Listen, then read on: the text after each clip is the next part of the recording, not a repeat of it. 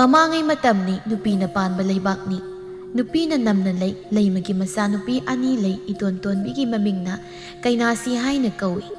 Ahangina kethabi haina kaurami masak loina phajai. Leibak asida leiba nupi makhaidagi machin manau anini heli phajaba. Thengsilei matamse asuk yam thengna phau asisu halakthri. Kaidawino mahakna lakadaba numit. Mangolda lepna matom tamarum murum soli kainasi. Nupi masa nangbu kaidawrage yengoi adom na sinta taw phatte ko ase karai da sakhi. Ima cinta taw banati ise do thongalum da thoki bani. Aina di hanghauche kadai da no haina. Ima ai ise bu thiru so haibra. Thiru ranu yare yare. Ima oina sum thoklurage. Ima na tomta nungai gadrane. Asi haiduna kainasi mamagi matung induna thoklai. Masu mamagi matung inna. Ado ubada leimanok phet tawraga. Nang yumda sanglamo yummi kanam ta leitabado nungaiti. Ima matomta satpado sini hena nungaiti. Haima mi mayam ama satnaribasidi sango sango. Hoima adudi thuna hanbiro koima. Masana sangkhibado haiphet yengi leima. Nungsida aigi isa kainasi asya. Asiga manate. Mana gyan karatai. Adubo aina isa kainasi ki khanbada uhadaba ngamte. Karigino isor sina asuk samjabi isa asida hanjin awaba nang khalibasibo. Tu hongo haiba pa kyagadaba mante. Nakalama romdana. Karigino aigi isa nupa sina asuk yamna ngangna saknaba yajibasibo. Aduga isa nupa do thabakni langpaida sani dana satkre. Hauzik tha ni hum haire halakhidaba. Mama ayamale hori haibasima khandraba maline. Asumna torumba natte. Mawa mapau karim ta takhidre. Kanaga satki haibasu khanghauti. Mani da hangbasu khangde hain hek tairakpa. Manau nupa asida thihalugesu mamu halakhijabadi khanbada. Thaba ise tumpham sapham yek khangde da. Aise isa nupa ani sigi khanbada. Atomba sina khara angang haidu oire yare. Pakhang phazarasu. Adubo ahan isa nupa mahakse gyan taba yai. Angang na tre haiba. Mana kari nungai taba yaukrabano. Ay mama ama oina khangkhije.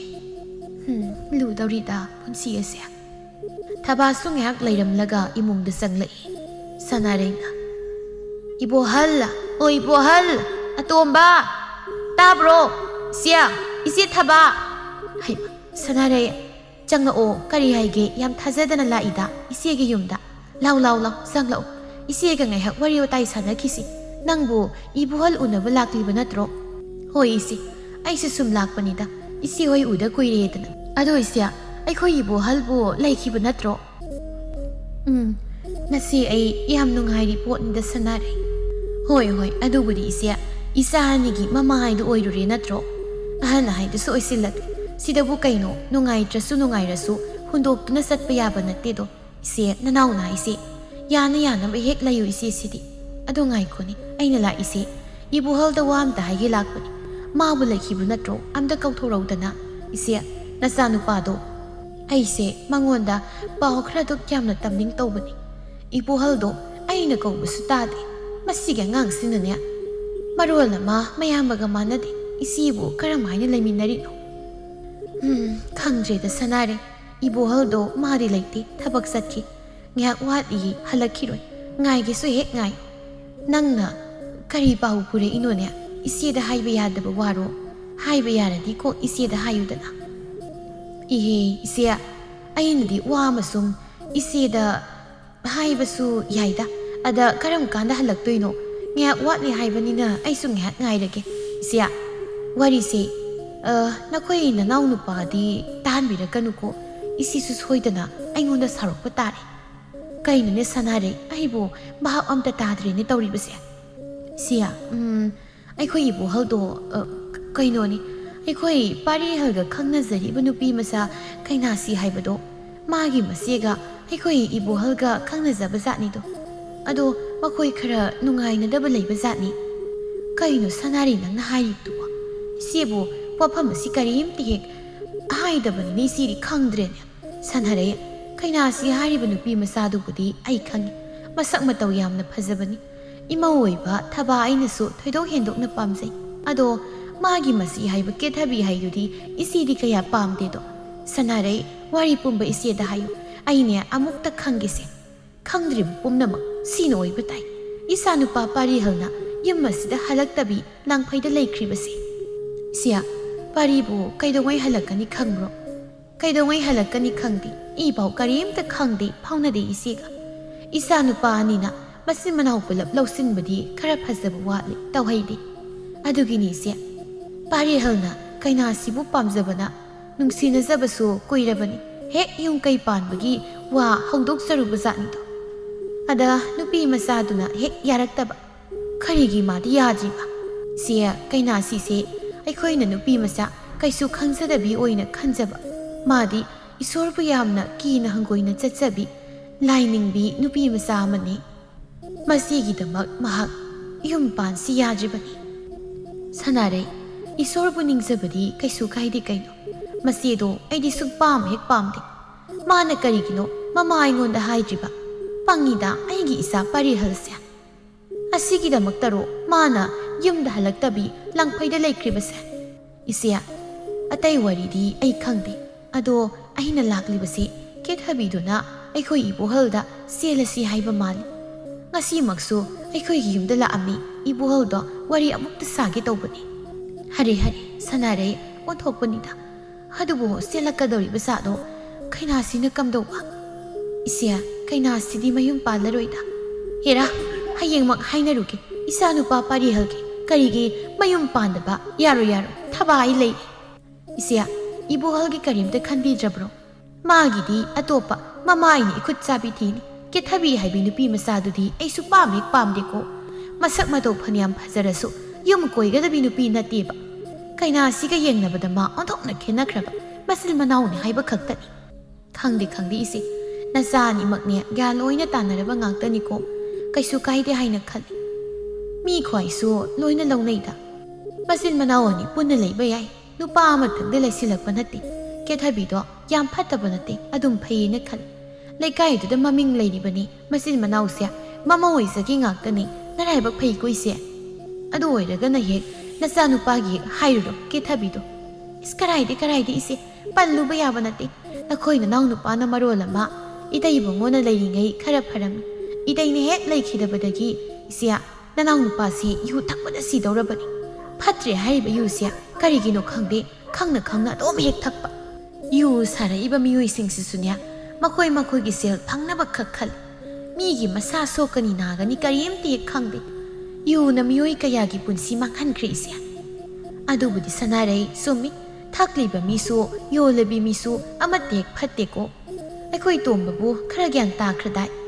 karai de gyan ta banu isia henjilakliban isia nongmata aikhoi romda koithora o yum hongkibadagi isi oisu asom yum lomda lakbi banate khara nanaw nupa si yengsin biyu ba isia hayeng do ngehak laki ai phare dudi isia ai hankrage aikhoi ibu haldo gyan tanaba amukta haibiyu ko isia hoi asi hairam laga satkre thabasu imungda sanglai mathangi numitni laimana imagi ke thabiya nangbu mu karai satki haibano ha karinoba karai satke na tawribano nangbo nanaw nupina gyan tariba nangna tajadriba ima atai haige de haibiyu aikhoi kaina sigaiga sangdam nabirakanu ko hai sangdam nabagi wana tini imagi sinangbo khangi ma aisiloina khangi ke thabiya kaino nangbo angang masadong na tawribase imagi se nakhoi sinanaw anibu misang mikhai nei siro ha imagi nakhoi anisia aigi isa ngaktani ko misang mikhai nai ba leite jak mana na khali ko adudi ma aikhoi kaina sina satpana thingdraga aina satpana karigi thingliba hai kaina sina satpadi maram khangba ha nangna satpadi aina maram khangde nya chatpa thingbai wasu nati ima yarida nasasu loina khangi kanano ichia kaidonarage ima kaidorage kaisu tawdeda halabra nangbo ima kaisu tawde kaina haujikta nokmi ima gi bema ke thabiya nang sani dai satlo ima gyan tan hongta leige ko hey minai nubi pumnamakse nang ngakta thoalibani lai khra ningsinaraga ta tawsinadana nangbu nungsinaba mi pumnamak sumdana aise ꯑꯩꯁꯦ ꯍꯔꯥꯎꯅ ꯅꯨꯡꯉꯥꯏꯅ ꯂꯩꯕ ꯉꯝꯗ꯭ꯔꯕꯅꯤ ꯑꯩꯁꯦ ꯀꯩꯅꯣ ꯏꯆꯦꯅ ꯍꯥꯏꯔꯤꯕꯁꯤꯕꯣ ꯑꯩꯅ ꯀꯔꯤ ꯇꯧꯈ꯭ꯔꯕꯒꯦ ꯀꯦꯊꯕꯤꯌꯥ ꯀꯩꯅꯣ ꯅꯪꯅ ꯅꯅꯥꯎ ꯅꯨꯄꯤꯗ ꯍꯥꯏꯔꯤꯕꯗꯣ ꯍꯥ ꯀꯔꯤ ꯋꯥꯇꯥꯅꯣ ꯃꯤꯅ ꯇꯥꯔꯒ ꯅꯪꯕꯨ ꯋꯥꯔꯛꯇꯕꯤ ꯃꯥꯟꯈꯤꯅꯤ ꯐꯔꯁꯨ ꯐꯠꯇ꯭ꯔꯕꯁꯨ ꯃꯥꯁꯤ ꯅꯪꯒꯤꯗꯤ ꯅꯅꯥꯎꯅꯤꯅꯦ ꯄꯣꯛꯃꯤꯟꯅꯕ ꯑꯉꯥꯡ ꯑꯁꯤꯅ ꯅꯪꯉꯣꯟꯗ ꯀꯌꯥꯃꯨꯛ ꯌꯥꯝ ꯀꯥꯏꯔꯕꯒꯦ ꯌꯥꯝ ꯀꯥꯏ ꯏꯃꯥ ꯌꯥꯝ ꯀꯥꯏ ꯀꯔꯤ ꯀꯥꯏꯔꯤꯕ ꯏꯃꯥ ꯌꯥꯔꯦꯕ ꯏꯆꯦ ꯑꯩꯅ ꯂꯥꯟꯕ ꯉꯥꯛꯇꯅꯤ ꯇꯣ ꯃꯤꯅ ꯇꯥꯔꯒ ꯐꯖꯗꯦ ꯇꯨꯃꯤꯟ ꯂꯩꯌꯨ ꯏꯃꯥꯗ ꯉꯁꯤꯗꯤ ꯂꯣꯏꯅ ꯍꯥꯏꯅꯤ ꯏꯃꯥ ꯁꯨꯝꯗꯧꯕꯅꯤ ꯑꯁꯤ ꯍꯥꯏꯔꯒ ꯄꯥꯔꯤꯍꯜꯒ ꯀꯩꯅꯥꯁꯤꯒ ꯈꯪꯅꯕ ꯃꯥꯅ ꯃꯅꯥꯎꯅꯨꯄꯥ ꯏꯕꯣꯍꯜꯒ ꯈꯪꯅꯕꯗꯨ ꯃꯃꯥꯗꯤ ꯂꯩꯔꯝꯃꯤ ꯂꯩꯃ ꯇꯨꯃꯤꯟꯅ ꯂꯩ ꯃꯆꯥꯒꯤ ꯋꯥꯔꯤꯗꯨ ꯇꯥꯔꯒ ꯏꯃꯥ ꯃꯥꯒꯤꯗꯃꯛ ꯀꯨꯏꯅ ꯈꯪꯅꯖꯔꯛꯂꯕ ꯏꯕꯨ ꯍꯧꯖꯤꯛ ꯃꯤꯔꯥꯏꯕꯤꯔꯤ ꯃꯌꯥꯝꯕꯗꯨꯁꯨ ꯂꯪꯐꯩ ꯆꯠꯈꯤꯕꯗꯒꯤ ꯍꯜꯂꯛꯈꯤꯗ꯭ꯔꯦ ꯃꯆꯦ ꯑꯩꯒ ꯈꯪꯅꯔꯦ ꯍꯥꯏꯔꯗꯤ ꯀꯣꯛ ꯇꯣꯛꯅꯔꯣꯗꯅ ꯏꯆꯦ ꯌꯥꯔꯦ ꯌꯥꯔꯦ ꯏꯃꯥ ꯚꯥꯞ ꯇꯥꯔꯦ ꯀꯦꯊꯕꯤꯌꯥ ꯅꯪ ꯆꯠꯅꯤ ꯍꯥꯏꯕꯗꯣ ꯆꯠꯂꯨꯔꯁꯨ ꯀꯦꯊꯕꯤ ꯋꯥ ꯃꯈꯥ ꯇꯥꯔꯝꯗꯕꯤ ꯆꯠꯈ꯭ꯔꯦ ꯃꯥ ꯇꯁꯦꯡꯅ ꯑꯉꯥꯎꯕꯤꯒꯨꯝ ꯅꯨꯡꯉꯥꯏꯇꯕ ꯁꯥꯎꯅꯤꯡꯕ ꯄꯨꯝꯕ ꯃꯅꯥꯎꯅꯨꯄꯤꯗ ꯇꯥꯏꯅꯕꯤꯔꯤ ꯃꯆꯦ ꯆꯠꯈ꯭ꯔꯕꯗ ꯂꯩꯃꯅ ꯃꯆꯥꯅꯨꯄꯤ ꯑꯇꯣꯝꯕꯤꯗ ꯇꯞꯅ ꯍꯪꯂꯛꯏ ꯏꯃꯥꯒꯤ ꯀꯩꯅꯥꯁꯤꯌꯥ ꯀꯝꯗꯧꯕꯅꯣꯅꯦ ꯏꯃꯥ ꯅꯨꯄꯥꯗꯣ ꯑꯩꯅ ꯏꯆꯦꯒ ꯃꯅꯥꯎꯅꯨꯄꯥꯒ ꯈꯪꯅꯩ ꯈꯪꯂꯛꯄꯗꯒꯤ ꯂꯥꯞꯊꯣꯛꯄꯅꯤ ꯌꯥꯔꯦ ꯌꯥꯔꯦ ꯏꯃꯥ ꯄꯨꯝꯅꯃꯛ ꯈꯪꯂꯦ ꯇꯣ ꯏꯆꯥꯒꯤ ꯋꯥꯈꯜꯗ ꯀꯔꯤ ꯈꯜꯂꯤꯕ ꯏꯃꯥꯗ ꯍꯥꯏꯌꯣ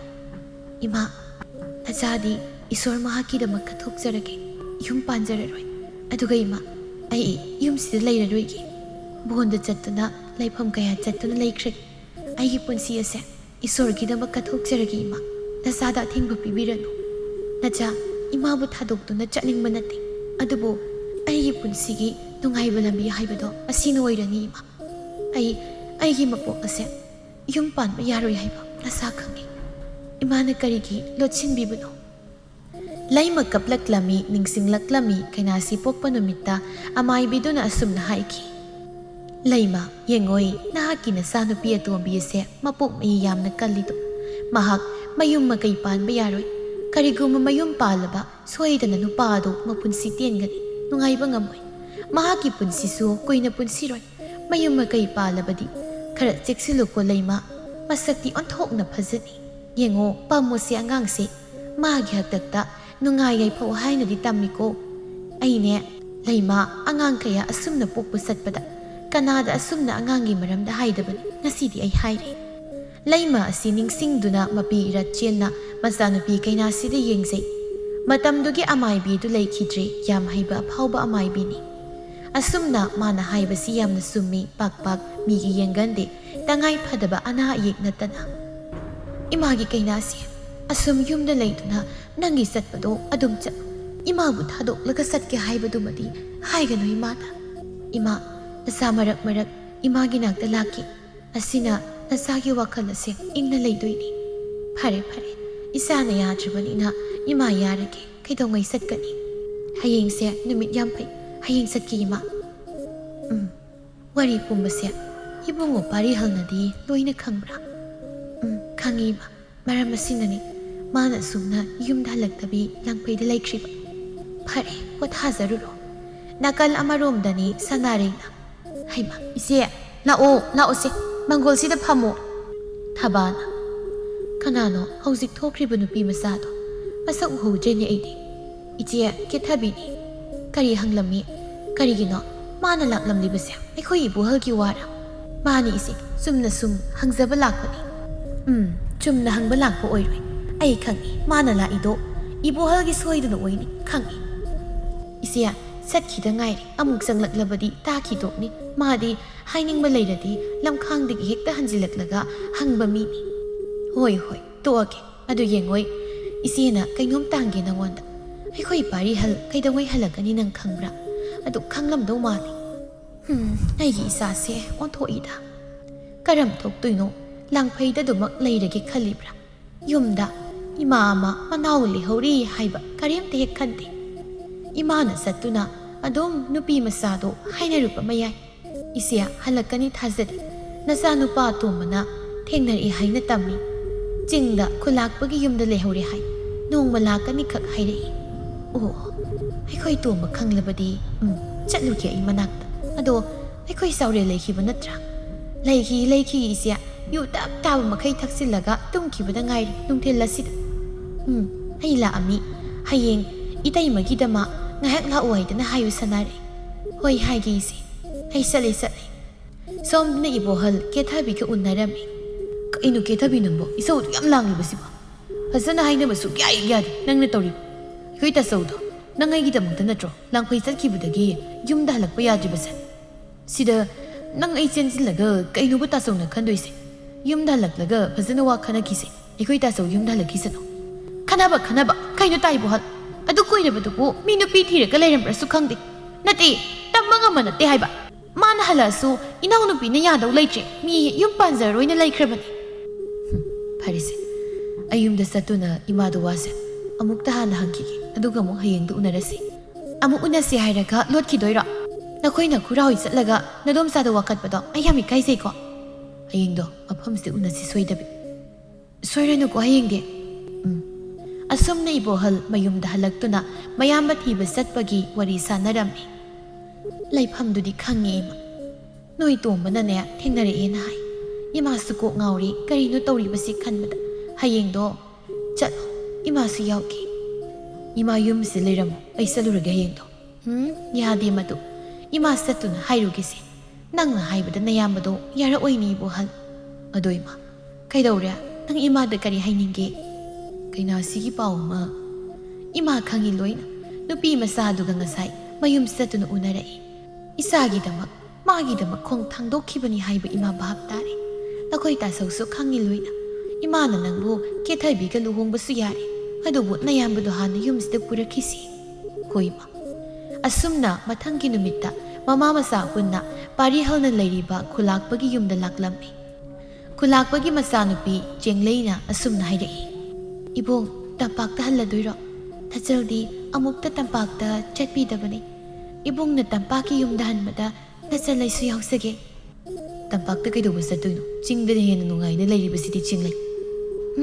ꯑꯗꯨ ꯑꯣꯏꯔꯕꯁꯨ ꯆꯤꯡꯗ ꯂꯩꯕꯁꯦ ꯑꯩꯈꯣꯏꯅ ꯁꯨꯝ ꯂꯩꯈꯤꯕꯒꯤ ꯄꯨꯛꯅꯨꯡ ꯅꯨꯡꯉꯥꯏꯕꯅꯤ ꯇꯝꯄꯥꯛꯃꯨꯛ ꯅꯨꯡꯉꯥꯏꯕ ꯂꯩꯇꯦ ꯍꯥꯏꯅꯩ ꯐꯖꯕ ꯃꯐꯝ ꯌꯥꯝ ꯂꯩ ꯍꯥꯏꯌꯦ ꯑꯩ ꯆꯠꯇꯨꯅ ꯌꯦꯡꯅꯤꯡꯉꯤ ꯏꯕꯣꯡꯅ ꯄꯨꯕꯤꯌꯣ ꯑꯗꯣ ꯏꯕꯣꯡ ꯆꯤꯡꯗ ꯁꯨꯝ ꯑꯄꯥꯒꯤ ꯅꯥꯛꯇ ꯊꯕꯛ ꯁꯨꯗꯅ ꯂꯩꯕꯁꯦ ꯋꯥꯔꯝꯒꯅꯤ ꯅꯣꯡ ꯐꯥꯗꯣꯛꯁꯨ ꯄꯣꯊꯥꯕꯤꯌꯣ ꯅꯆꯜꯒ ꯁꯨꯝ ꯀꯣꯏꯕ ꯆꯠꯁꯤ ꯑꯗꯣ ꯏꯕꯨꯡꯒꯤ ꯈꯪꯅꯕ ꯏꯅꯝꯃꯒ ꯂꯩꯕ꯭ꯔꯥ ꯂꯩ ꯑꯃ ꯂꯩ ꯑꯁꯦꯡꯕ꯭ꯔꯥ ꯏꯅꯝꯃ ꯂꯩꯌꯦ ꯄꯥꯈꯪꯅꯦ ꯍꯥꯏꯔꯒ ꯂꯨꯍꯣꯡꯂꯝꯂꯕ ꯂꯨꯍꯣꯡꯗ꯭ꯔꯤꯌꯦ ꯈꯪꯅꯕ ꯅꯨꯡꯁꯤꯅꯖꯕ ꯂꯩ ꯍꯥꯏꯕꯅꯤ ꯑꯁ ꯑꯗꯨꯗꯤ ꯅꯨꯄꯤꯗꯣ ꯃꯁꯛ ꯌꯥꯝ ꯐꯖꯔꯝꯒꯅꯤꯀோ ꯏꯅꯝꯃ ꯎꯅꯕ ꯆꯠꯅꯤꯡꯗ꯭ꯔꯥ ꯁꯤꯗ ꯁꯨꯝ ꯂꯩꯊꯣꯛꯄ ꯏꯅꯝꯃꯅ आदा तंपाक्ता वाना ngairamgani chaningra chinglei मादे उनिंगलमोय क्रीगे अदुबुरो मादोइगा काइनख्रे कुइरे अदुना तंपाक्ता हनिंग्रे सिजुम लेरिबसिनि क्री मरम की तमक्ता इनमगा काइनब्रा इबुंग मसक असयाम फसबसे चिंगलई सिगी वासी तोक्से अदु नंगबो इपा खुलाकना पामदला ओ हाइरमबदा इस आइदि पुंकाव कावथोकथोरेदना इबुंग न हुसिकता हाइरगा निंसिंगे अपाना सोइदना आइबो nganglani bong खोइनि पाम चटमिनसे होय होय जसि अदुदि आई अपागी तकना सानबा लौथोकलुखिगे को लौथोकलु पारी मतोमदा खल्ली कैनासी नंगु मिकुप अमता काउबदि आई लेते अदु वैना काउदे हाइना करि उपाय लै अइना अदुक फजना हाइबा फाव नंगनदि याबिदबनि को हौजिक नंगबु कमदौरी कमदौना लैरी इबोंग चसिरा होय जसि असुमना मकोई अनीना पामदे चटखिबगा थबा मसानुपा इबुहल अमदि तोंबा मकोई अहुम युम यौसिलक्लम्मी असि नत्रन्या नयामना लेयिना हाइरिबा खुलाकपगी युम अदुबु तोंबा मानि माबो इबुहलना कइनो मीबुमदा लेइता माले कौरेमा नंगौता कौ ओ कना कना लेगे युमसिबो कना कना लेगे थंगनबदगी नुपी अमा थोकलक्तुना हंगलई मितै मचारा तंपाकी मी माली इखोई पारी हंगबा लाकपा मियोई माली तो नत्रो थबाना होई मानी आइगी इसानी मादो युमसे लेइतब्रा अखोइदि पामदा चटखि खरा थेंग हलकनी पाम तुबु चटख्रबा थेंग हलकपनी आई इचानुपा थादुना कौहनबिगेको इमुंगदा चंगदुना फंबियो हंगोइगद्रा यारे यारे अखोई हंगोइबा करिम लेइतेको असुमना पामदा लेरिङैदनी ऐ चिंगलै तकोइदि सिदा लोइना लेथोकपा युमदा मी लाकपनी परिगी मानि हाइना Ipa khulakpa ngasidi ngana yumda hansi tamgi mi lakpani yumda pari ge pokpi lakpani kari haiba kanade ijasa yumda hansi imana oina machai buthi balaklaba asumna yumda punna halaklami thaba masanupa ubada harauna asumna hairaklami kayamdi kuire isani yumda halaktaba imana isagi na kalaklabani chasi yumda ima pumna makloina khangli karigi isana wasi lotuna thambano ibung nasalgi isanupa parihal asibo ibunggi nakta asumna lehenbiram asi nachal yamna harauzai isasi yumda hanminna jakrage as aidiko isanupa pariyase aine poksaba isanupa amagum matam masuk kuibase leminnarakpan ngasi chatlani khanbada nabungdi othokna nungai tredei chal apagi isanupa parihal nang apagi nakta toina lawko isa satkibada yumse ihang hangau tobu mali ibagidi nachal nupi asi khakta apa nasa soidna lakani jinglei pari satkrani khanbada kapsarami asumna makhoi punna yumda halaklami nongmagi namitni kainasi isorgi seba tauri mataroi amana asumna hanglaklami ita kainasi kaigino nangna asuk yamna nasakna taw phazariba imana luna tawbiriba awatpa leitrabi tana asumna leiriba si karigino aikhoi gumna laibak thibi nupi nangdi nate ita tataibo nungaina leiba manbra tatai se nakhoi gumbani handaki mapok ase pap chelaba mapokni isorgi thogal tawjaduna pap ase koksaba ngambri yingi mathangi mapokta aigi ningsaba pumba thungba oige aigi mapok ase pap chelaba mapokni ta adumna hainoita nangi wari pumba loina tari khangli adubo losingna thamba wa amakhak tataina khangdabani ngasidi khangli ita nangdi aphabini mathangi mapokta soidana nangi naning thungba oisano mapumana soidana thaujanbini ita haima ita la chak saurase horen nungthil lai hekpa chalusi hoi kainasi mayum thadoktuna asumna lainingbi oina isorgi damak kathuktuna leirami ahingi matamdani kainasi tumba yadarduna mapana thuklaktuna lei nangbu karamna leiri karigino yumda halakta leiriba aibu warauribra changyengse kayam kuina yengkhini kainasi kanano haina yengthorai parihal oirambadda ngakna nangdi mafam asida khamdokna aina mafam aslei haibari kanana hairai ai madagi khanglakpani ayumda halaktuna leiri aikhoi ibu hasu luhongkhre nangdi aidi luhonglaroi karige nangna nangi punsibo mapu magi damak kathoklaga aina kanaga luhongani aisu nang pungairi kainasi mathangi mapoktu thengnasi nang adumna tawgan ai nungaiti aigi damak nungaitaba poklibra aina khulakpagi masanupa sakna mafam aduda ai leirurani mafam aduna aigi pothapam oiri kainasi nang nungaina leyo mapu mahakna thaujan biribadi mapok amada thengnasi ai satlagi kainasi khanthaudana amukta ngaibiko mikup amatang leibiramko kainasi laisang leiba domda senki amuk selaktuna ayuki matamta ikutna lengki belairang pareng ase ai nangonda hukki sina nangai gi luhong basaknasi leirang pareng ase jeksina nangmakni khana ai thamlage ai satlagi kainasi parihal ningamdana yenglamlaga satkirami kainasi so thamoi kaina leptuna leihori parihal mama thabada hairamnaga punsigi oina khulakpagi yumda laklami jenglei parihal lakpo ubada asuki matik harauzarami ichanago apagi nakta amuk khana lakpase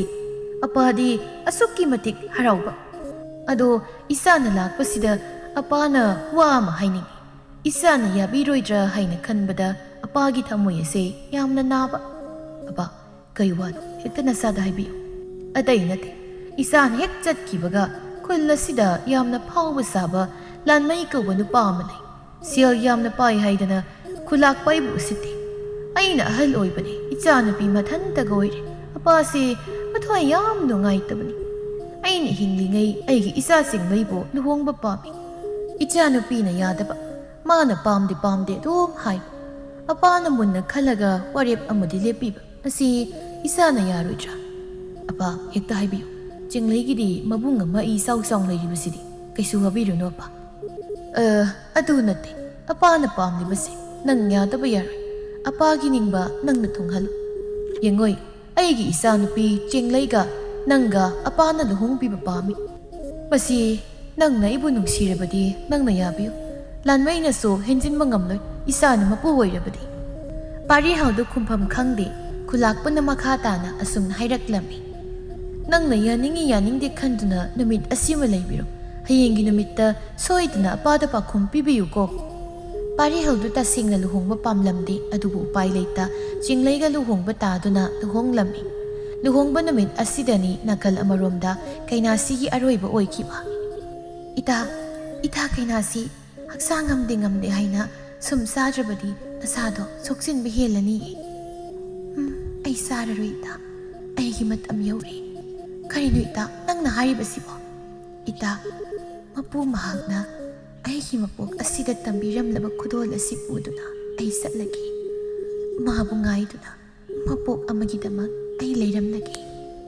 ꯑꯁꯤ ꯍꯥꯏꯗꯨꯅ ꯃꯃꯤꯠ ꯇꯞꯅ ꯎꯏꯁꯤꯟꯗꯨꯅ ꯄꯣꯊꯥꯈ꯭ꯔꯦ ꯀꯩꯅꯥꯁꯤ ꯄꯨꯟꯁꯤꯒꯤ ꯑꯣꯏꯅ ꯑꯍꯤꯡ ꯑꯗꯨꯗ ꯍꯨꯛꯈꯤꯕ ꯂꯩꯔꯥꯡ ꯄꯔꯦꯡ ꯑꯗꯨꯅ ꯂꯨꯍꯣꯡꯕ ꯁꯛꯈꯤꯕꯅ ꯃꯄꯨ ꯃꯥꯒꯤ ꯀꯛꯄ ꯌꯥꯗ꯭ꯔꯕ ꯅꯣꯡꯗꯝꯈꯣꯜ ꯑꯗꯨꯅ ꯀꯩꯅꯥꯁꯤ ꯅꯍꯥ ꯑꯣꯏꯅ ꯂꯩꯈꯤꯗ꯭ꯔꯦ ꯃꯄꯣꯛ ꯊꯤꯅ ꯄꯣꯛꯂꯛꯈꯤꯕꯤ ꯀꯩꯅꯥꯁꯤ ꯃꯄꯨ ꯃꯥꯒꯤꯗꯃꯛ ꯀꯠꯊꯣꯛꯂꯝꯃꯤ ꯀꯩꯅꯥꯁꯤ ꯏꯁꯣꯔ ꯃꯍꯥꯛꯀꯤ ꯂꯩꯐꯝ ꯑꯁꯤꯗ ꯑꯔꯣꯏꯕ ꯑꯣꯏꯈꯤꯔꯝꯃꯤ ꯆꯍꯤ ꯑꯃꯃꯨꯛꯀꯤ ꯃꯇꯨꯡꯗꯅꯤ ꯏꯃꯥ ꯍꯩꯃꯥ ꯆꯦꯡꯂꯩ ꯀꯔꯤ ꯇꯧꯔꯕꯒꯤ ꯏꯃꯧꯕꯣ ꯏꯃꯥ ꯀꯦꯊꯕꯤ ꯍꯜꯂꯛꯈ꯭ꯔꯕ꯭ꯔꯣ ꯈꯪꯗꯦꯅꯦ ꯍꯜꯂꯛꯈ꯭ꯔꯕ꯭ꯔꯥ ꯅꯪꯕꯨ ꯀꯔꯤ ꯍꯥꯏꯒꯦ ꯍꯥꯏꯕꯅꯣ ꯅꯅꯥꯎ ꯅꯨꯄꯤꯗ ꯀꯩꯁꯨ ꯍꯥꯏꯕ ꯅꯠꯇꯦꯗ ꯏꯃꯥ ꯑꯩꯒꯤ ꯏꯆꯥ ꯄꯤꯁꯛ ꯑꯗꯣ ꯄꯨꯗꯨꯅ ꯆꯠꯈꯤꯕꯅꯤ ꯏꯆꯥ ꯎꯗꯕꯁꯤꯗ ꯑꯩ ꯁꯨꯝ ꯍꯜꯂꯛꯑꯅꯤꯗ ꯃꯈꯣꯏꯁꯨ ꯅꯨꯡꯁꯤꯗꯅ ꯇꯧꯖꯔꯤꯕꯅꯤ ꯏꯕꯨꯡꯉꯣ ꯄꯥꯔꯤꯍꯜꯗꯤ ꯏꯃꯥ ꯉꯁꯥꯏ ꯃꯥꯗꯣ ꯃꯁꯥ ꯅꯨꯡꯉꯥꯏꯇꯦ ꯍꯥꯏꯗꯅ ꯑꯃꯥꯏꯕ ꯑꯃꯇꯪ ꯌꯦꯡꯉꯅꯤ ꯍꯥꯏꯅ ꯆꯠꯈꯤꯕꯅꯤ ꯉꯁꯤ ꯉꯔꯥꯡꯁꯤ ꯏꯃꯥ ꯅꯨꯡꯁꯨꯛ ꯅꯨꯡꯖꯥꯅꯅ ꯂꯩ ꯀꯔꯤ ꯇꯧꯔꯕꯅꯣ ꯍꯪꯉꯁꯨ ꯈꯨꯝꯗꯦ ꯑꯩꯉꯣꯟꯗ ꯋꯥ ꯂꯣꯠꯂꯤ ꯑꯩꯅ ꯈꯪꯉꯤ ꯃꯍꯥꯛ ꯅꯨꯡꯉꯥꯏꯇꯕ ꯑꯃ ꯂꯩ ꯍꯥꯏꯕ ꯌꯦꯡꯉꯣꯏ ꯆꯤꯡꯂꯩ ꯅꯪꯅ ꯍꯦꯟꯅ ꯈꯪꯂꯝꯒꯅꯤ ꯂꯥꯛꯂꯤꯕ ꯊꯥ ꯑꯁꯤ ꯅꯅꯥꯎꯅꯨꯄꯤ ꯀꯦꯊꯕꯤꯒꯤ ꯃꯅꯥꯎꯅꯨꯄꯤ ꯀꯩꯅꯥꯁꯤꯒꯤ ꯑꯔꯣꯏꯕ ꯐꯤꯔꯣꯏꯅꯤꯗꯣ ꯃꯔꯝ ꯑꯁꯤꯅ ꯏꯆꯥ ꯄꯥꯔꯤꯍꯜꯅ ꯅꯤꯡꯁꯤꯡꯗꯨꯅ ꯇꯧꯖꯔꯤꯕꯅꯤ ꯀꯔꯤꯁꯨ ꯇꯧꯔꯣꯏꯌꯦ ꯀꯩꯁꯨ ꯈꯟꯖꯤꯟꯒꯅꯨ ꯍꯣꯏ ꯏꯃꯥ ꯑꯗꯨꯕꯨꯗꯤ ꯑꯩ ꯀꯩꯁꯨ ꯈꯟꯗꯤꯌꯦ ꯁꯣꯝꯗ ꯄꯥꯔꯤꯍꯜ ꯌꯨꯝꯂꯣꯝꯗ ꯍꯜꯂꯛꯂꯝꯃꯤ ꯁꯅꯥ ꯈꯣꯡꯅꯪ ꯑꯆꯧꯕ ꯑꯃ ꯍꯧꯔꯤꯕ ꯂꯝꯍꯥꯡ ꯑꯣꯏ ꯀꯔꯤ ꯑꯣꯏ ꯇꯧꯕ ꯖꯒꯥꯗꯨꯗ ꯃꯁꯥꯗꯨ ꯋꯥꯃꯟꯗꯅ ꯄꯥꯔꯤꯍꯜ ꯆꯪꯁꯤꯟꯗꯨꯅ ꯐꯝꯊꯩ ꯍꯪꯆꯤꯠ ꯂꯥꯡꯅ ꯉꯁꯤ ꯑꯁꯦ ꯅꯪꯕꯨ ꯌꯥꯝꯅ ꯅꯤꯡꯁꯤꯡꯉꯤ ꯑꯩꯒꯤ ꯑꯔꯣꯏꯕ ꯃꯇꯝ ꯂꯥꯛꯂꯦ ꯀꯩꯅꯥꯁꯤ ꯑꯩ ꯂꯥꯛꯂꯅꯤ ꯅꯪ ꯑꯩꯕꯨ ꯉꯥꯏꯔꯝꯃꯨ ꯄꯥꯔꯤꯍꯜꯒꯤ ꯃꯤꯠꯃꯥꯡꯗ ꯀꯩꯅꯥꯁꯤ ꯊꯣꯛꯂꯛꯂꯝꯃꯤ ꯀꯩꯒꯤꯅꯣ ꯅꯪꯅ ꯑꯁꯨꯝꯅ ꯂꯩꯔꯤꯕ ꯂꯥꯛꯑꯣ ꯆꯠꯂꯁꯤ ꯑꯩ ꯅꯍꯥꯟ ꯃꯈꯩ ꯏꯇꯣꯝꯇ ꯅꯪꯕꯨ ꯂꯥꯛꯄ ꯉꯥꯏꯕꯗ ꯀꯌꯥ ꯋꯥꯏ ꯅꯪꯗꯤ ꯁꯨꯛꯂꯥꯛ ꯂꯥꯛꯇꯦ ꯆꯠꯂꯁꯤ ꯂꯥꯛꯑꯣ ꯀꯩꯅꯥꯁꯤ ꯑꯩꯁꯨ ꯉꯁꯤꯗꯤ ꯅꯪꯒꯤ ꯅꯅꯥꯛꯇ ꯂꯥꯛꯂꯒꯦ